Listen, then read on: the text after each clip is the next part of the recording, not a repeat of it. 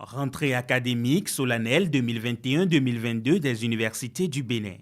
L'université d'Abomey-Calavi accueille l'événement ce jeudi 28 octobre 2021 sous l'égide de la ministre de l'Enseignement supérieur et de la Recherche scientifique, professeure Éléonore Yahi Ladékan. Démarrée par une procession qui a chuté dans le grand amphi Idriss Déby Itno, cette rentrée solennelle intervient dans un triple contexte. Le premier est celui de la COVID-19 qui sévit toujours et qui a entraîné la mort d'un nombre important d'enseignants au cours de l'année écoulée. Le second contexte est celui des réformes engagées dans le supérieur ayant conduit, entre autres, à la nomination des recteurs des universités nationales. Ces équipes ont été installées et donc une nouvelle gouvernance est lancée dans nos universités.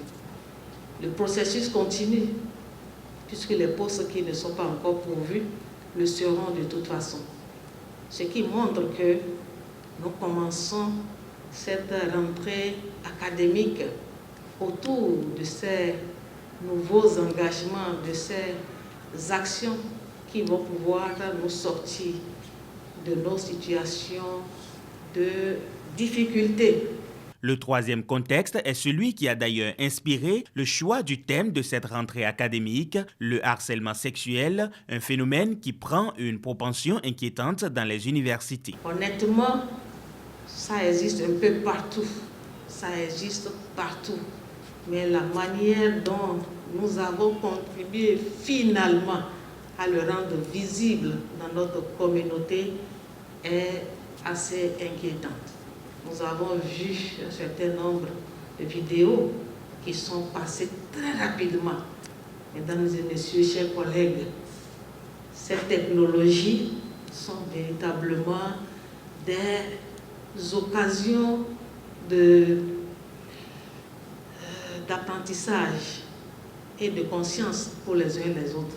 C'est d'ailleurs ce qui a justifié la présence de la ministre des Affaires sociales, Dr Véronique Toye-Fodé, en cette occasion du lancement officiel de la rentrée académique. Je voudrais avant tout vous exprimer ma reconnaissance de m'avoir invité, de m'avoir associé à cette importante cérémonie, principalement, bien sûr, à cause du thème de cette journée, harcèlement sexuel, éléments constitutifs et sanctions.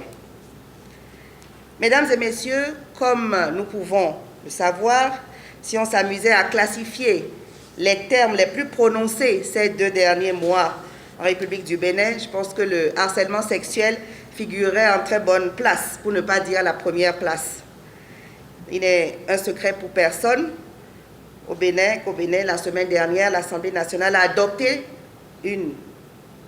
plusieurs lois, dont une qui porte des mesures spéciales de répression des infractions à raison du sexe des personnes et de protection de la femme en République du Bénin.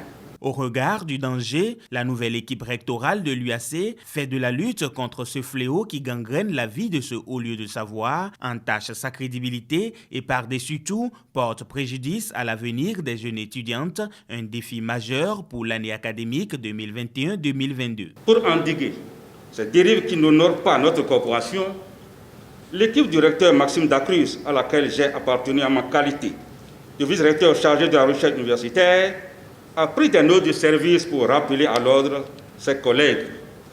Aussi, a-t-il installé une commission d'éthique qui a traîné des cas de harcèlement qui ont impliqué certains enseignants de l'université d'Abomey-Calavi. Madame la ministre, distingués invités, mesdames et messieurs, je peux, au nom de l'équipe rectorale, vous rassurer, Madame la ministre de l'Enseignement supérieur et de la Recherche scientifique, que les cas incriminés ne se reproduiront plus jamais. Nous sommes confiants du soutien de toutes et de tous pour une année académique 2021-2022, apaisée pour le bonheur des étudiantes et des étudiants, ainsi que de tous les acteurs de la communauté universitaire.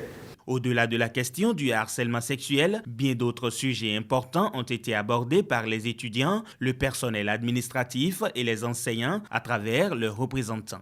Il s'agit par exemple du manque de bus de transport des étudiants, de l'insuffisance de salles de cours et d'enseignants, du paiement des faux frais auxquels sont confrontés les étudiants. Il faut noter que les établissements privés d'enseignement supérieur EPES ont été également associés au lancement de cette rentrée académique. Le représentant, en la personne de Charles Couffet, a plaidé pour plus de solidarité entre le public et le privé afin d'assurer une bonne formation et une insertion professionnelle garantie aux étudiants.